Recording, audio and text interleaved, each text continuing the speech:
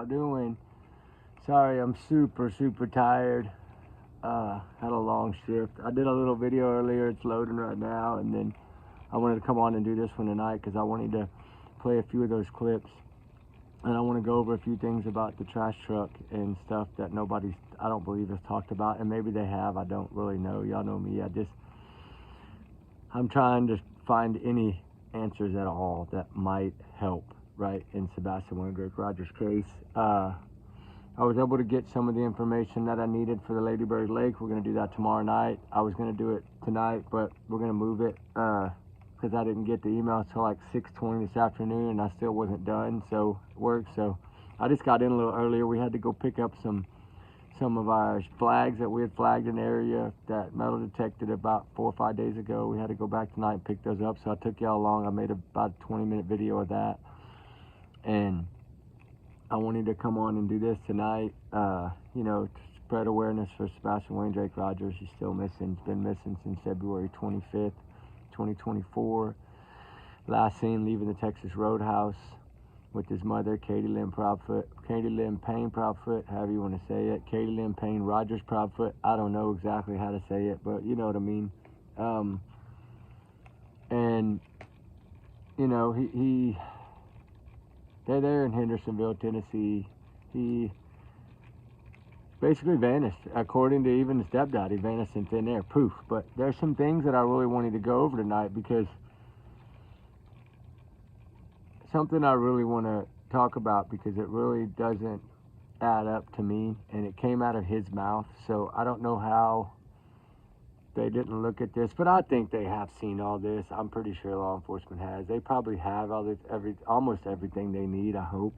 Like I said, they said he walked out that front door, right? But what I'm going to show you tonight and let y'all hear tonight is, according to him, he couldn't have walked out that door without being seen. So we'll talk about that in a little while. But, you know, I just wanted to say, you know, little Sebastian has autism. He was 15 at the time of his disappearance, and he turned 16 December 7th, 2024, and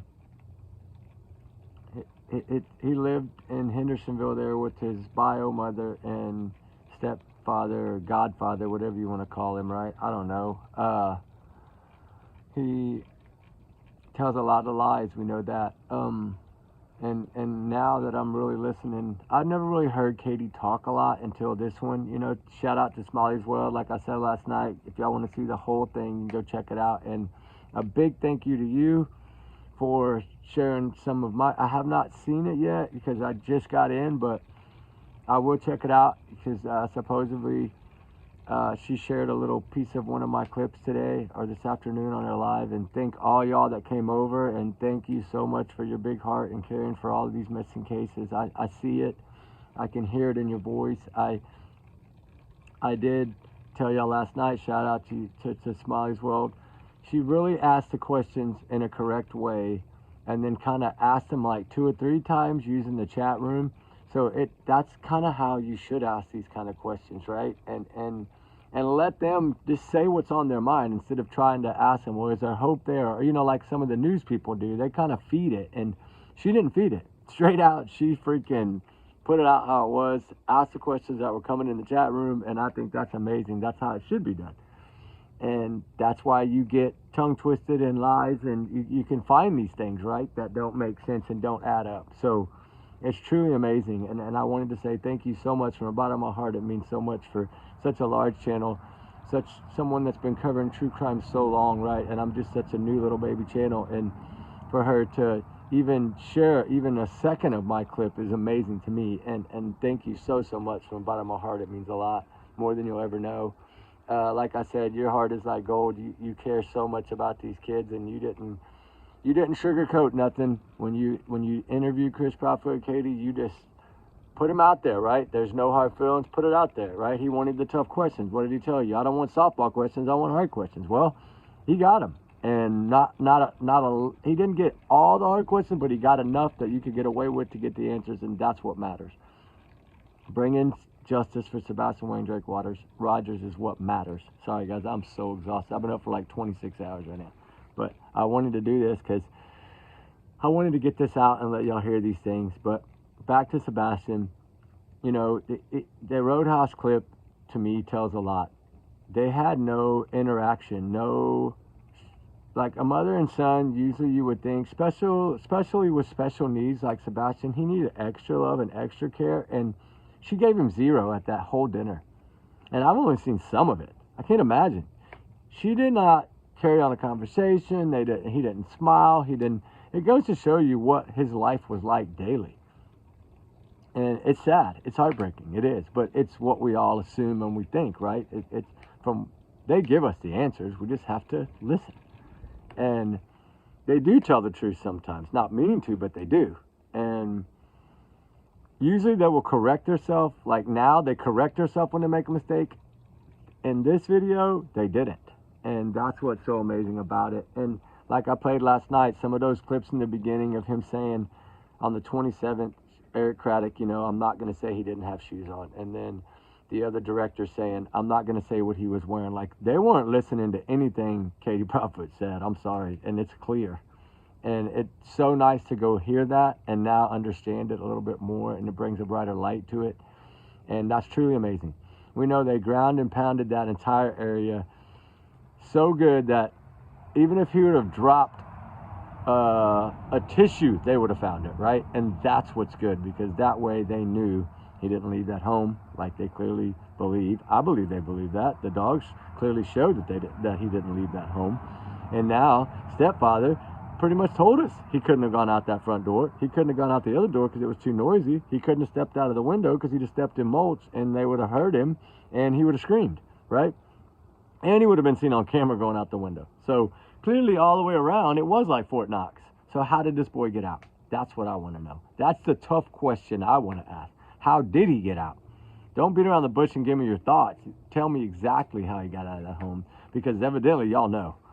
So I would sure like to know that, as well as the rest of the world, because Sebastian has truly captured everyone's hearts in America. And a lot of these cases are starting to capture more and more hearts, and that's truly a blessing, because every case deserves the same amount of attention. Y'all know how I feel about that. Whether it's the Dominican Republic girl that's missing right now on that beach, right? That's truly Kanaki. That's 20 years old. Doesn't matter. She deserves as much highlighted attention as any of these cases. They're all human beings. They're all young adults or young children that have a heartbeat, right? And they mean something to everyone. They're God's children. So if we don't fight for them, who will? Because we know in Sebastian's case, like I've always said, Katie and Chris served their country for what, 20 years or something like that. And they fought for their country, gave their lives for their country, did all that. But the one person that needed protection from them and needed them to fight the most for him, they didn't. And that's Sebastian Wayne Drake Rogers. So make that make sense. But anyway, like I said, I wanted to shout out to Smileys World. Thank you so much again from the bottom of my heart and Ruby's heart. We appreciate everything you did for us. It's so amazing. And it does mean a lot to us. I emailed you today. I hope you got the email. That was from the heart, and I wanted to clearly say that. And this was before you even did anything with posting any of my clip on your channel. So I know, because it was way earlier during the day. I was at work when I emailed you. So, you know, that's clearly amazing to me, and I appreciate it. Really, I do. And we are a big-hearted family over here. We're small, but we have big hearts, and we care about all these cases and all these children and all these missing and all these runaways, because they run for a reason. So if Sebastian did run away, think about it. He ran for a reason, right? So we have to give him the same amount of attention no matter what. And that's how I see it. And, you know, Sebastian was just special. He was unique, like his father said, Seth Rogers. He's unique, right? He is unique. Autistic children, no one is the same. They're all different in their own ways. And not only was he high functioning and smart, he knew how to tell his teacher that he was being abused. He knew how to reach out. That tells me he's extra smart, just like he's extra special, right? And the teachers felt the same way about him, and that's truly amazing. So that he had a little support system at that school, And I think they saw that. I think the stepfather saw that building and knew that it wasn't going to go away. You can't sweep CPS or DPS or DCS, whatever you call it, under the rug. So it's not going to go away. And yes, they do. They can merge cases together, like he said, right? 3 cases into one. No, it's 3 different cases, but they come onto the same thing. And I do not feel that those do not go away. They're on your record forever. They don't go away. And that's the thing, that, you know, there's so much motive in this, and it all falls on him. And I think that's why he's doing all the speaking, because it's clearly all on him, right? His mom can't speak very much because she gives away everything. So we know now that she's not going to speak much anymore. Like I said, I don't think she'll talk very much ever after that last one. Especially knowing that they talked about a video that had been debunked by law enforcement, sheriffs, everyone, right? But clearly, Sebastian Wayne Jake Rogers, his favorite color is green. He's a gamer. He loves video games. And he will answer you. If someone sees his child, call his name, he's going to answer you. Just like Seth said, he will answer you.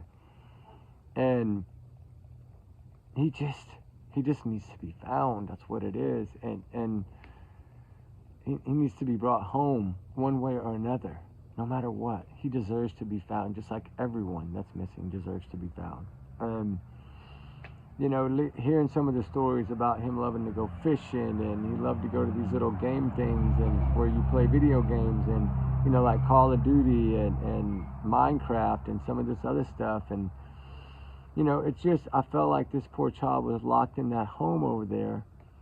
And when I say locked, I really mean locked in that home with not a way to get out. And so he wouldn't wander around. I think maybe when that neighbor, you know, it startled that neighbor, and they said something to Katie, I do believe that's when she probably started locking that front door with her phone, because that's the only way he knew how to get out. So technically, she pretty much locked him in that home to me, and that's just my opinion, right? Like I said, allegedly, this is my big bubble. This is my free speech. I'm entitled to it, and I'm gonna do it. And it's alleged. I'm telling you alleged. I'm telling you what my thoughts and my theories are, and how I feel about this family, and what comes to my head about it. And I'm speaking from the heart when I say this, and it's truly my opinion.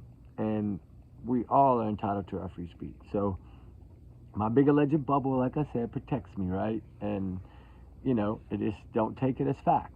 You know, that's how I say it. If you don't take it as fact. Just take it as it's my opinion and my thoughts. Now, when you hear his voice, of course, that's fact, because that's his words. So those types of things, yes. But I usually don't put anything out unless I've checked it, double-checked it, and double-checked it again. Y'all know that about me. I try not to ever put anything out that somebody's going to call BS on me, because that's the last thing I want. All we have is our word, and I used to say handshake, but, you know, you can't do that on YouTube. But I can, you know, but I'm only as good as what I vet and what I check and what I put out, right? It's up to me on how my channel does. You know, it's all on me, right?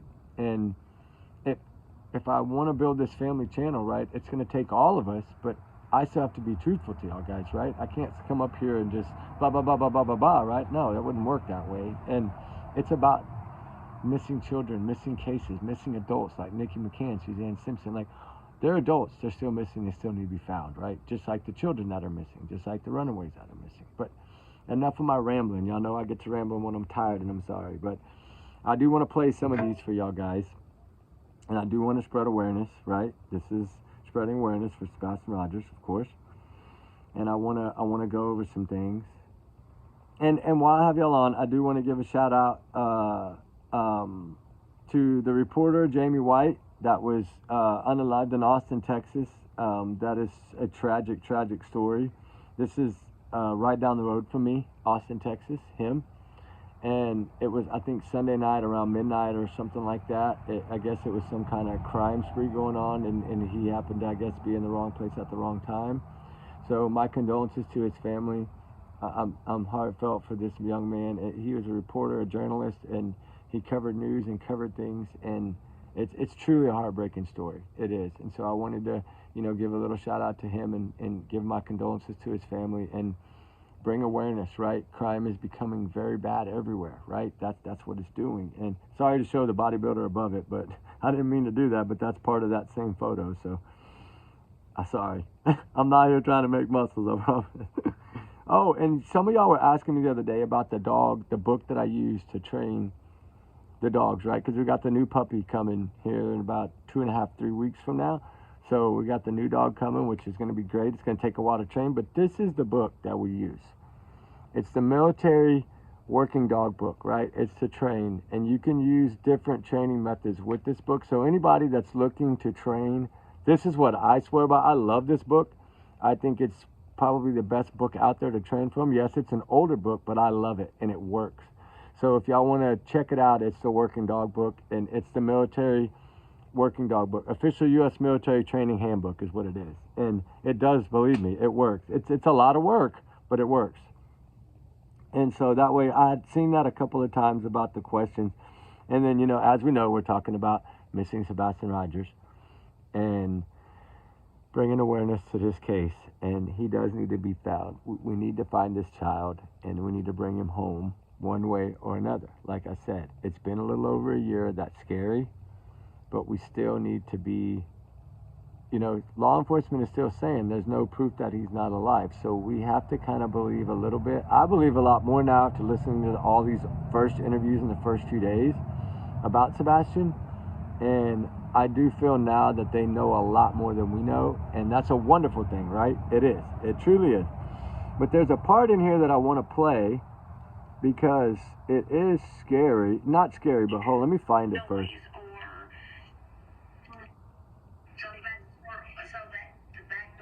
This is on Smiley's World, too. This is like 11 months ago, I think. 10 months ago? Okay, this is about I think this is it. Let's check it out.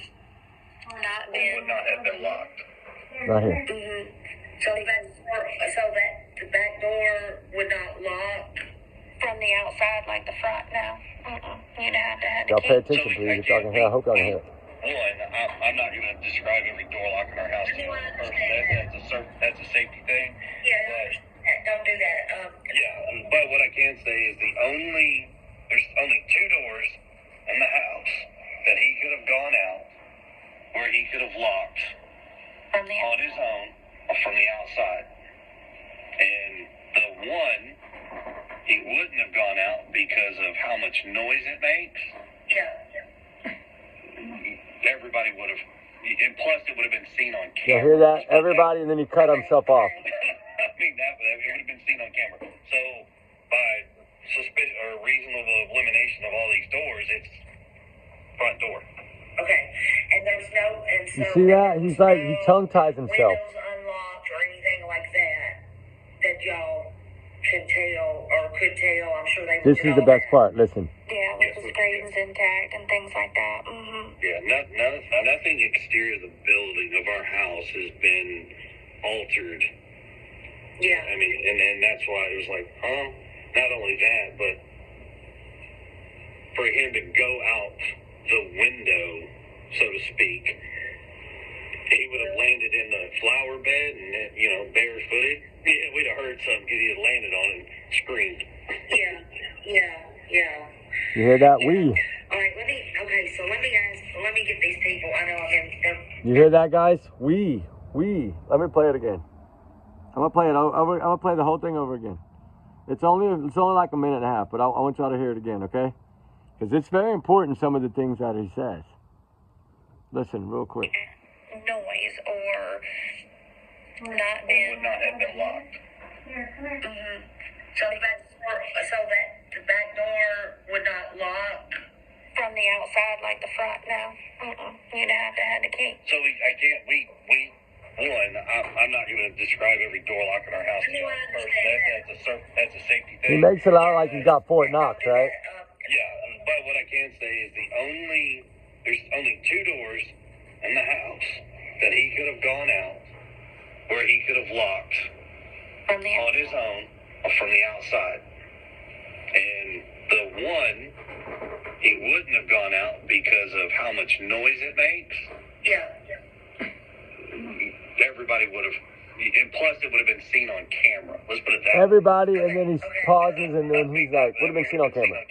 So, by suspicion or reasonable elimination of all these doors, it's front door. Okay. And there was no windows unlocked or anything like that y'all could tell. I'm sure they looked at all that. Yeah, with the screens intact and things like that. Mm-hmm. Yeah, nothing exterior of the building of our house has been altered. Yeah. I mean, and that's why it was like, not only that, but for him to go out the window, so to speak, he would have landed in the flower bed and, barefooted. Yeah, we'd have heard something because he had landed on it. We'd have heard something. Yeah. We would have heard something, right? So explain that. Make that make sense. You know what I'm saying? Like, make that make sense. I got some more I want to hear. Let y'all hear it too, because there's one. I know y'all have heard the CPR. I know y'all have heard all these most likely, but the more you listen to it, the more you understand it. That's how I see it. And sorry, I'm drinking. I had to cut the label off the Gatorade, but it's that electrolyte water one, or electrolyte one, or whatever. But there's another one here that I want to play a Katie talking. There is a couch in front of a door. In front of a door. Okay. I was just About the wondering, couch.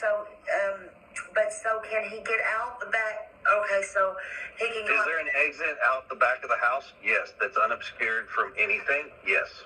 Okay, but what I'm asking is, how did you know that he went specifically out the front door? What made you think Listen. that? What made you think that?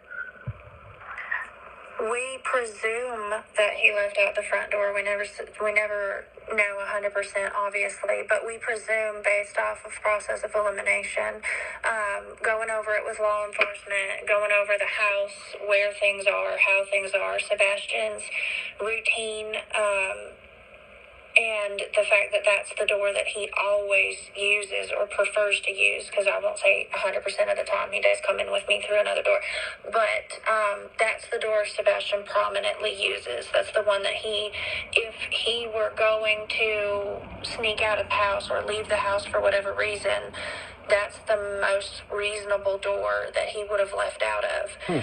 Any of the others would have made noise or not been. It would not have been locked. Noise or not noise? You hear that? She almost said something else. So that the back door would not lock From the outside, like the front, no. You'd have to have the key. So I'm not going to describe every door lock. Yeah, y'all heard that part. But, I wanted y'all to hear Katie, because they asked about the couch too, and she said a couch in front of a door, not the back door. You know what that reminded me of? Summer Wells. Remember there was a couch against the door? What's up with the couches against doors, man? What's wrong with these people? But, it's so funny to listen, because she thinks more, like in this video, she was a lot more clear, but she tried to make sure what she put out wouldn't get her in trouble, right? Where he just kind of blabbermouths. But then she goes to rambling in one of these. Hold on. No. Being on the phone? Oh, this is about her being on the phone with Chris. During all of that time. I'm not on the phone every minute of the day with him. I'm on the phone in the evenings after bedtime until I go to sleep, that type of thing. I spend time with my son from the time I get home until the time he goes to bed. Yeah. I guess. I don't know. That's just kind of. What's so funny about that too is that before that. Is that okay to ask? Or? Hold on. Yeah, I think it's. Before that, she says that she talks to him while she's cooking dinner and all that. Well, that's not bedtime. I'm not on the phone every minute of the day with him. I'm on the phone. But if they were in this situation, then, maybe they would have a different opinion or point of view. But, I don't think it's weird to spend time with your spouse on a regular basis. Yeah. And what about, and Chris, do you, are you off nights, or do you work? Oh, that's when she talks about his schedule. Shout out to her, man. She asked some good questions.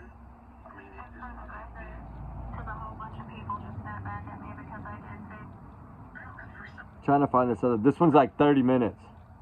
So I'm trying to find this part I want to play for y'all. Okay. So why is there a problem? I feel mean, I feel it shouldn't be a problem, but somebody's asking about the GoFundMe. Why are you so mad about that? Oh, yeah, this is about the GoFundMe. So, initially, I forgot what day it was. Myself, Katie, and Seth were in my house. And I brought up the question. I said, hey, should we start a GoFundMe page to start trying to raise money to add help to this however we can? And the police said, hey, no, I don't recommend doing that. Y'all hear that? If you do that, it looks like you're trying to do this for profit. You hear that? Did y'all just hear that, guys? Did y'all really just hear that? He said the police? Police aren't going to tell you about a GoFundMe? I mean, they must have a really good buddy in that sheriff's department or in that police department. They must have a really good buddy because they're not going to tell you that. They're not going to tell you that. I don't care what anybody says. They're not going to tell you that's going to look suspicious. Come on, are you serious? So here is part 2. If you haven't watched part 1, I think this is another one.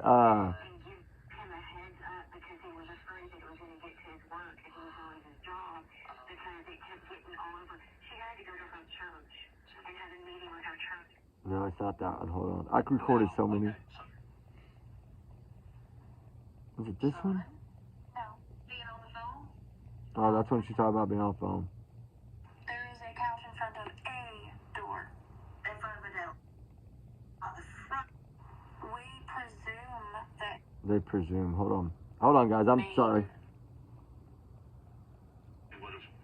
Plus, it would have been seen on camera. Let's put it that. How much from the outside? Yeah, y'all heard the one where he said he would have been seen right at the front door. You know, like a shadow figure would have been seen. So we know he can't go out the front door. On his own, from the outside. And the one, he would. But why are they so adamant on he would have locked the door? Okay, if this child's running away, he ain't locking no door. Like, you see what they're trying to paint here? A narrative like, okay, Sebastian, we know you ran away, and please lock the door behind you. Are you freaking kidding me? But I don't know. I gotta find that other one. I'm so sorry. I messed up. I got like 16 of them in there, and I should have marked it, and I didn't. I'm just now getting used to using this second phone. But that's not really what the main thing I want to talk about tonight was the trash truck, because there's some new details that I want to share with y'all. Oh, hold on. Let me add a log real quick, guys, before we lose our fire. Hold on just a second.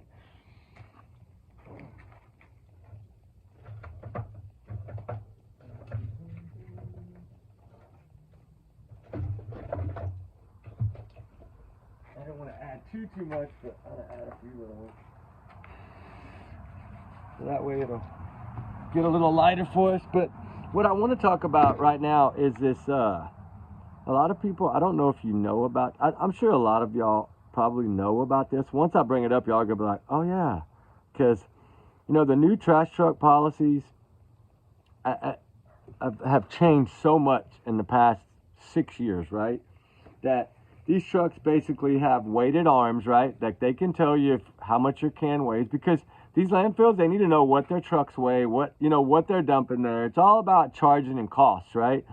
And they also want to know if you're putting paint cans or batteries from a car or anything hazardous in here, right? They keep that out of there. All those little things that it says on your can, like you can't put this, you can't put this, that's for a reason. What a lot of people don't understand is that most trash trucks all over now, look, I'm going to show y'all this because I want y'all to see it. It's about cameras in the trash trucks, right? Cameras in the trash trucks. It talks about why, for safety reasons, for hazard reasons, for charging reasons, for fining reasons. If you put some in there, you're not supposed to. Okay, so this goes back to what we were talking about last night, where we were talking about across state lines, right? Because this says contamination identification. Cameras can capture images of materials as they are dumped into the truck, okay? Allowing for analysis of incorrect items like stray plastic bags or food waste or things that like car batteries, paint cans that aren't dried out and emptied. It also works as a way for them to make sure if they need to fine you for putting something in there, they can fine you. So almost all the trash trucks in that state in most of the surrounding states, just like Texas, they're all equipped now with weight sensors that when that arm picks that can up, it weighs that can. It knows how much weight. So if say that, you're in a neighborhood that you're in every week, right? It becomes a cycle. They know on average what each person's can's going to weigh. So when that truck raises an alarm and a little bing, hey, this can's 40 pounds heavier than the previous 6 months. Okay, well, something's different in the trash can. Okay, that's why I think when they say that, people got confused because these guys have to roll the cans to the back of the truck, but the arm still picks it up. The arm is doing the weighing.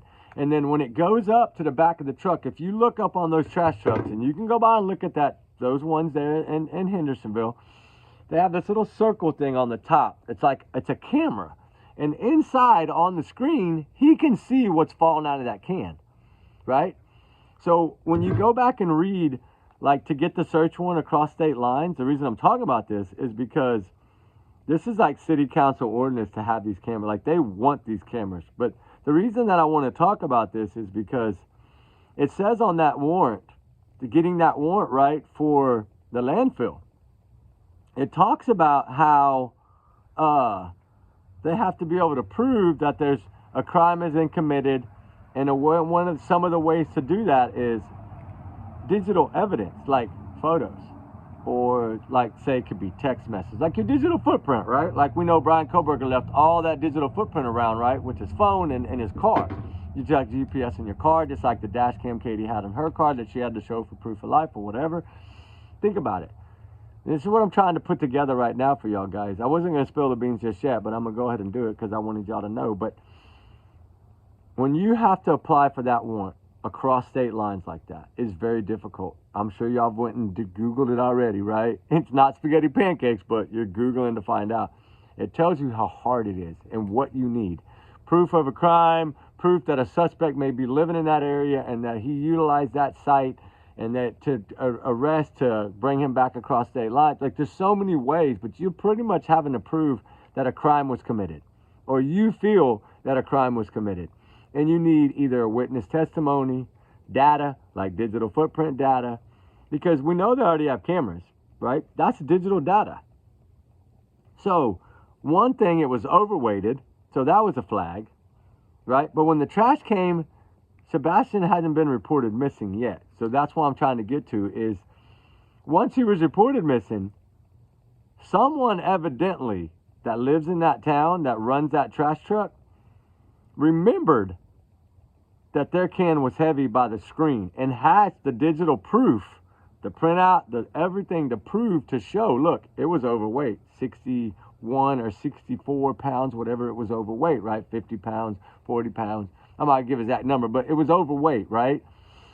So that digital trail can be utilized to help secure that warrant for across state lines. Plus, the photographs of what came out of that can. And a lot of people don't think about this. I bet right now at least 75% of y'all did not even think about this. Because I admit it, I didn't either in the beginning.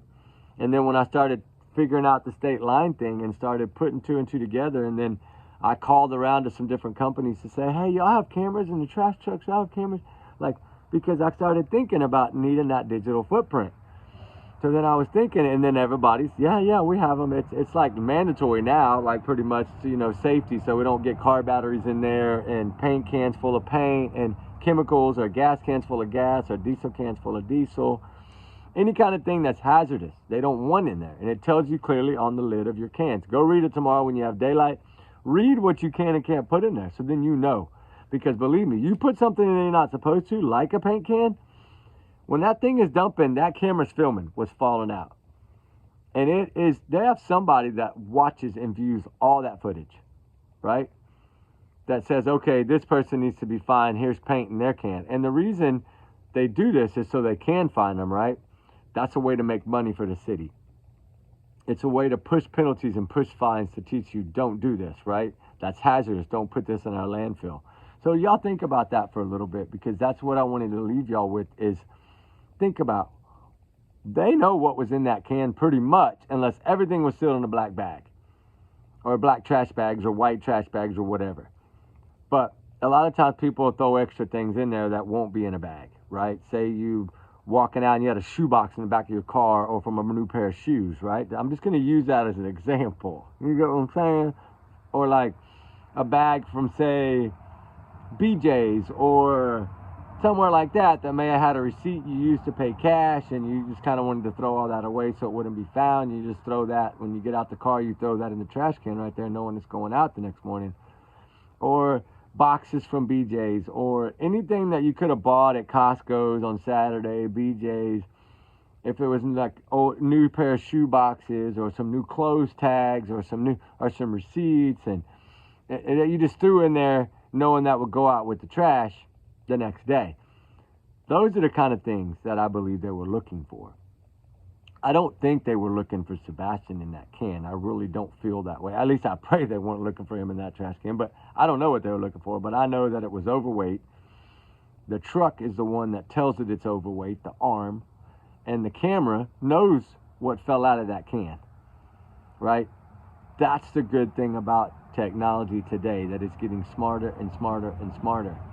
And, you know, it's a wonderful thing now for people that want to throw things in the trash to cover things up, because there's cameras in these trucks, right? Now, these big belly dumps that haul away your dumpsters and things, they even have, you know, like at your gas stations and things, those big green dumpsters that they pick, they have cameras as well.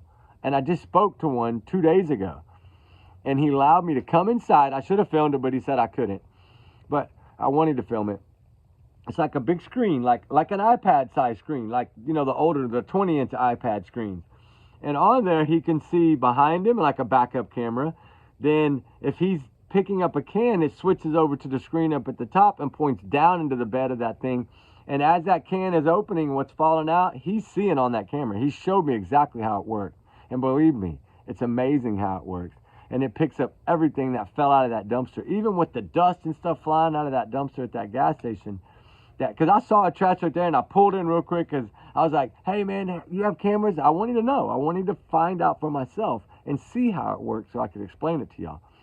And believe me, it's pretty neat. And he showed me over here, it says like LBS, right? And then he says when it grabs that can, as soon as that can comes up, it automatically starts weighing it like you were stepping on the scale at home. And then by the time it gets to the top, it's already weighed the can. And it's already marked it, the weight, on a little ding down here, right? And then when the cameras go, it's flashing photos, right? Or it's filming a still shot video of that can being dumped. And so that way they can go back and view it. The people in the office, they can say, hey, this can was pretty heavy. We think he might have dumped away a couple of car batteries, right? Well, you can't put those in there. So then they can go back and look and say, oh, yeah, man. Because, you know, car batteries are heavy. So that would change the weight a lot. You know, and any kind of electronic devices like old DVRs or old surveillance cameras or anything you would throw in a trash can would be heavy, right? It would be. And it would make your weight different. And so I wanted to explain that to y'all tonight just to give y'all an understanding.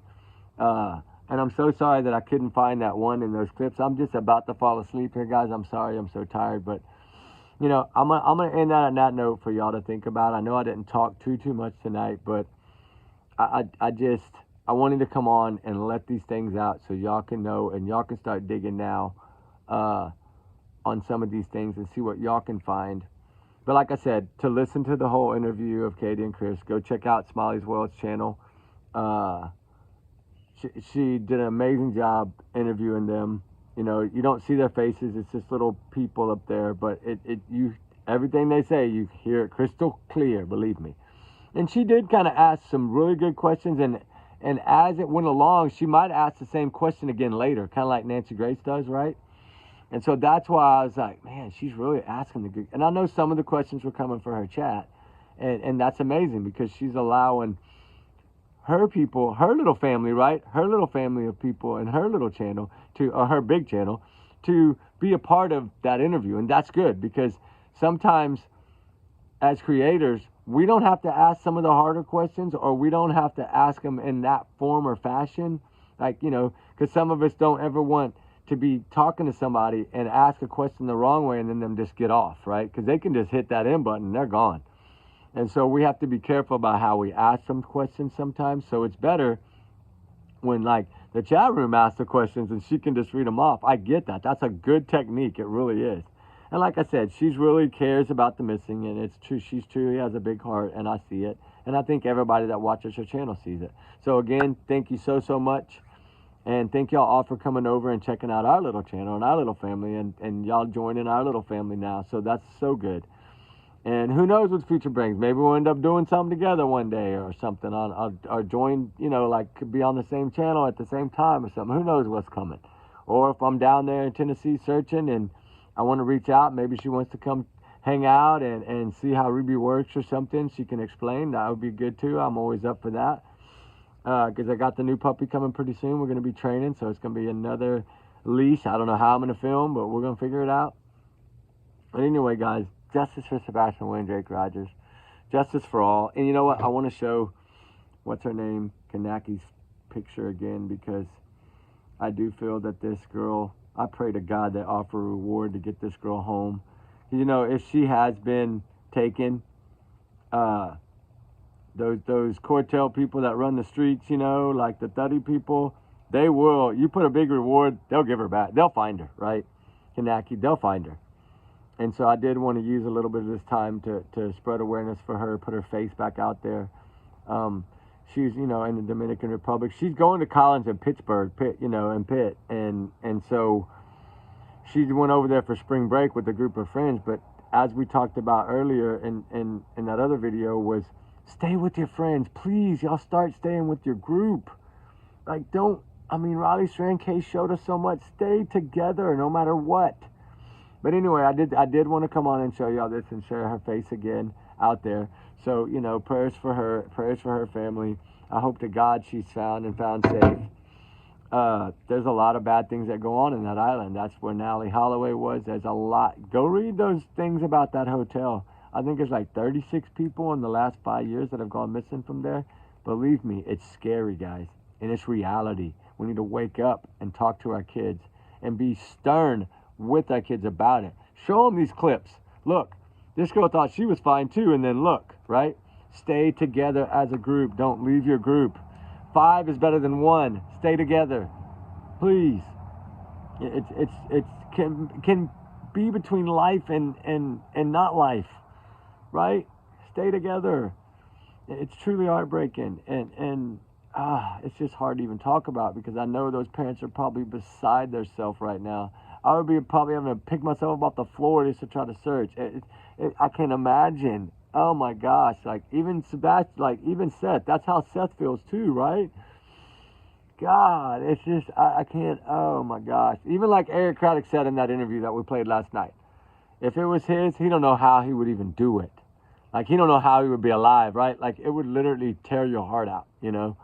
And so we have to stop and think about that. Seth has been pounding, whether it's been searching, organizing searches, trying to draw attention, grabbing media attention, trying to grab Dog the Bounty Hunter, you know, trying to get anybody to come help him. So, you know, we have to look at that. He's been pushing since day one.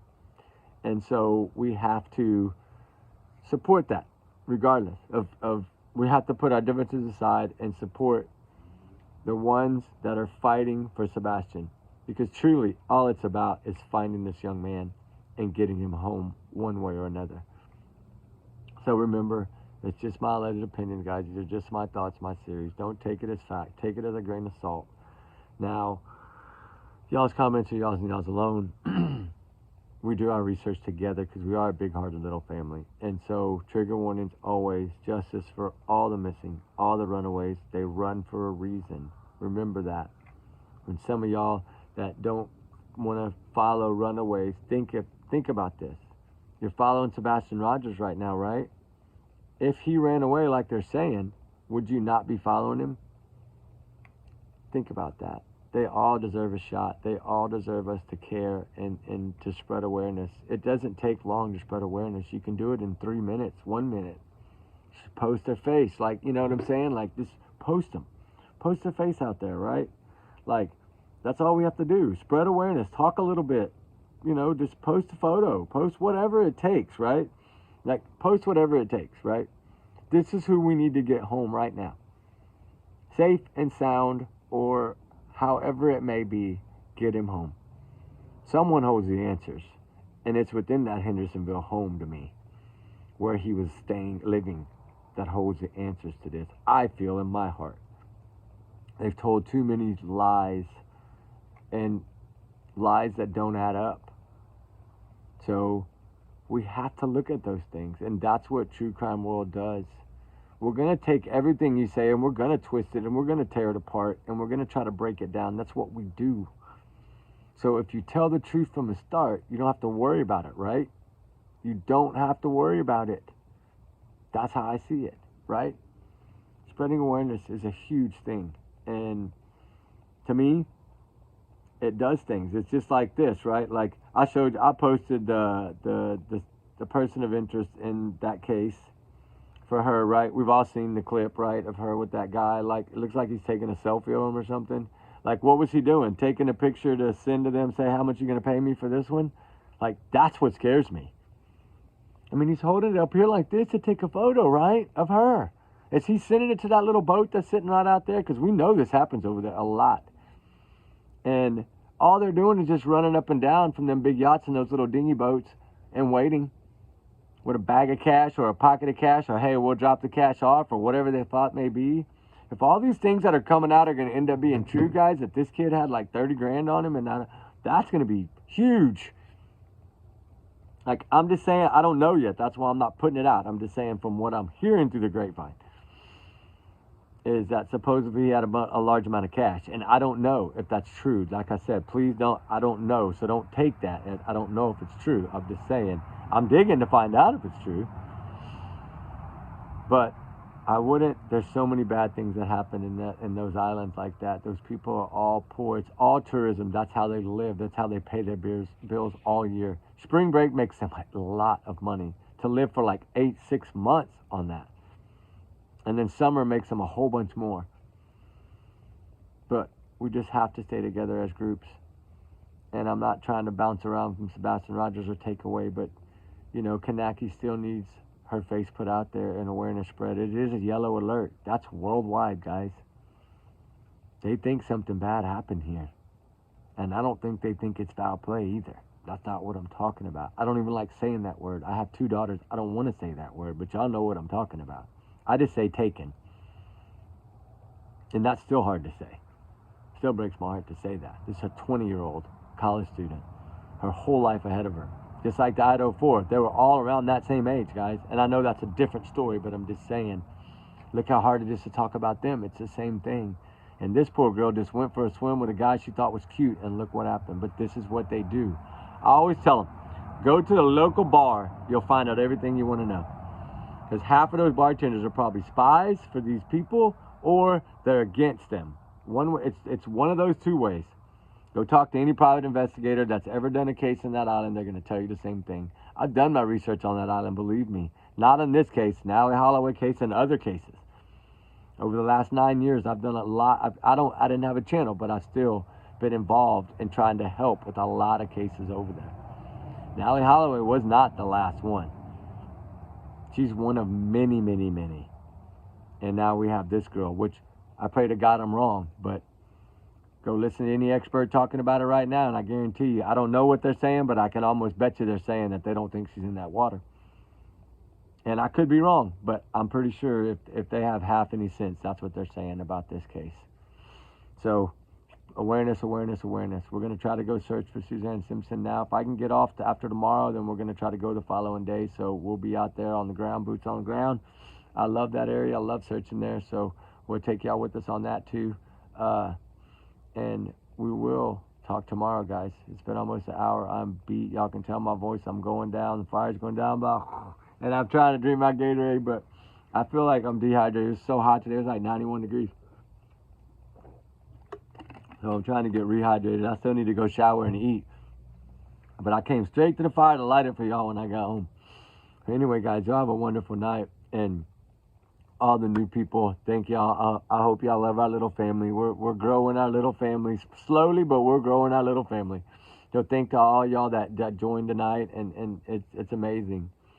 And like I said, Smiley, thank you so much from the bottom of my heart. It means a lot that you would share just even if it's 1 minute of my spreading awareness on your big platform. That's amazing. Thank you so much. And me and Ruby really appreciate it. And if you ever need any help and want us to help search or anything that you need, just let us know and we'll help you. So, have a good night, guys. We love y'all, guys. Remember, these are my opinions always. Trigger warnings always. Y'all have a good night. Justice for Sebastian, Wayne, Drake, Rogers. Justice for all the missing, all the runaways. They run for a reason. All right, guys. We love y'all. Good night.